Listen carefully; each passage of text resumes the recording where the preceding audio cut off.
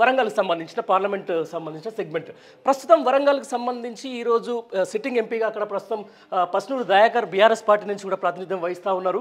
ఆయన గత కొద్ది రోజులుగా కూడా అంటే ఆయన అభ్యర్థిత్వానికి సంబంధించి కూడా ఇటు అధిష్టానం అలాగే ఇటు బీఆర్ఎస్ పార్టీకి సంబంధించినటువంటి వాళ్ళు కూడా ఎవరు కూడా ఇంకా ఆయన అభ్యర్థిత్వాన్ని మాత్రం ఖరారు చేసే పరిస్థితి లేదు. అక్కడ లోకల్లో తీసుకున్నటువంటి అంటే అక్కడ మొన్న జరిగిన వరంగల్కి సంబంధించినటువంటి ఎమ్మెల్యే ఎలక్షన్లో కూడా దాదాపు బీఆర్ఎస్ పార్టీకి గట్టి దెబ్బ పడ్డ నేపథ్యంలో కూడా ఈసారి పస్నూరు దయాకర్ కాదని చెప్పేసి ఎవరైతే స్టేషన్ గన్పూర్ నుంచి కూడా బంపర్ మెజార్టీతో గెలిచినటువంటి కడియం సీనియర్ నాయకుడు కడియం శ్రీహరి వాళ్ళకి సంబంధించిన కూతురు కడియం కావ్యాన్ని కూడా బరిలోకి దించే అవకాశాలు అయితే స్పష్టంగా కనిపిస్తూ ఉన్నాయి. ప్రస్తుతం దయాకర్కు ఎక్కువ అవకాశాలు ఎందుకంటే సిట్టింగ్ కాబట్టి సిట్టింగ్ను మార్చాలంటే అంత ఈజీ కాకపోవచ్చు. అయితే ఏదైతే కొంచెం చెప్పినాం కదా మనం సీనియర్లు చాలామంది ఎవరైతే ఉన్నారో వాళ్ళందరూ తమ వారసులకు ఈరోజు పార్లమెంట్ బరిలో దించేందుకు కూడా ముందుకు పోతా ఉన్నారన్న నేపథ్యంలో కూడా ఈసారి కడియం కావ్య పేరు అనూహ్యంగా ముందుకు వచ్చింది.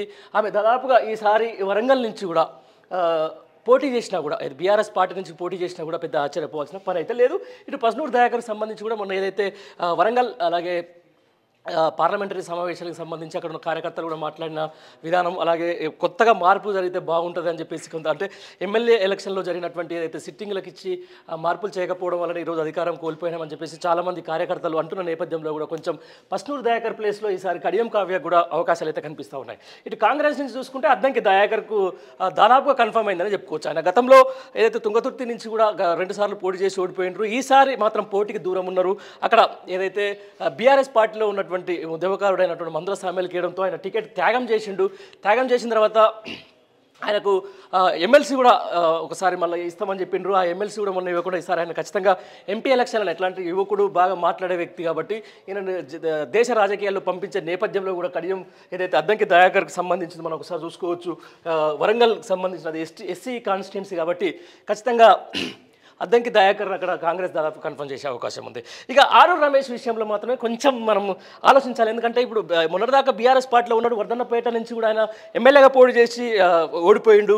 అట్లాంటి వ్యక్తి బీజేపీ నుంచి ఎట్లా వస్తాడని చెప్పేసి గత కొద్ది రోజున జరుగుతున్నటువంటి ఏదైతే ఈ నేపథ్యం చూసుకుంటే మాత్రం ఆరూర్ రమేష్ బీజేపీ పార్టీలో దాదాపు చేరడం ఖాయంగానే మనకు కనిపిస్తూ ఉంది. అంటే ఎట్లా అంటే ఈ జరుగుతున్న పరిణామాల నేపథ్యంలో ఆయన బీజేపీ తోటి టైఅప్లో ఉన్నారు అని చెప్పేసి కొంతమంది మనకు స్పష్టం చేస్తున్న నేపథ్యాన్ని ఒకసారి చూసుకుంటే మాత్రం ఖచ్చితంగా ఆరూర్ రమేషే ఈసారి వరంగల్ నుంచి కూడా ఎస్సీ కాబట్టి ఎస్సీ కాన్స్టిట్యున్సీ కాబట్టి అక్కడ పార్లమెంట్ బరిలోకి దిగే అవకాశాలు మాత్రం స్పష్టంగా ఉన్నాయి.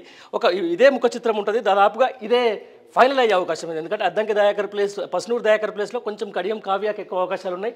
కడియం కావ్య అవకాశాలు ఇస్తే కూడా ఈసారి గెలిచే అవకాశాలు కూడా ఉన్నాయని చెప్పేసి వరంగల్ సంబంధించినటువంటి సెగ్మెంట్కు ఏదైతే ఎమ్మెల్యేకి సంబంధించిన వాళ్ళు కూడా చెప్తున్న పరిస్థితి. దీంతోపాటు కాంగ్రెస్కి అయితే అద్దంకి దయాకర్ కూడా మంచి వ్యక్తి కూడా మాట్లాడతాడు కాబట్టి ఈసారి పార్లమెంట్కి పంపే అవకాశాలు కూడా స్పష్టంగా కనిపిస్తూ ఉన్నది. దీంతోపాటు బీజేపీ నుంచి ఆరూర్ రమేష్ కనుక వస్తే మాత్రం ఈ వరంగల్ పోటీ మాత్రం టఫ్గా ఉండాల్సింది. ఎందుకంటే 3 యంగ్స్టర్స్ అవుతారు కాబట్టి కొంచెం ఆరూర్ రమేష్కు కొంచెం ధనబలం అలాగే ఆర్థిక బలం ఉంది. అలాగే అద్దంకి దయాకర్కు మంచి వాయిస్ ఉంటుంది. అలాగే కడియం కావ్యకు లోకల్లో డాక్టర్గా మంచి పేరు ఉంది. అలాగే కడియం శ్రీహరి లెగసీ కూడా పనిచేస్తుంది కాబట్టి అక్కడ ఏ విధంగా అంటే త్రిముఖ పోటీలో భాగంగా చాలా గట్టి పోటీ అయితే కొనసాగే అవకాశాలు మాత్రం స్పష్టంగా కనిపిస్తూ ఉన్నాయి. ఇది వరంగల్ సెగ్మెంట్కి సంబంధించినటువంటి ఏదైతే పార్లమెంటు ఫైటర్స్ లిస్ట్. దీంతోపాటు మనం నెక్స్ట్కి వెళ్తే ఒకసారి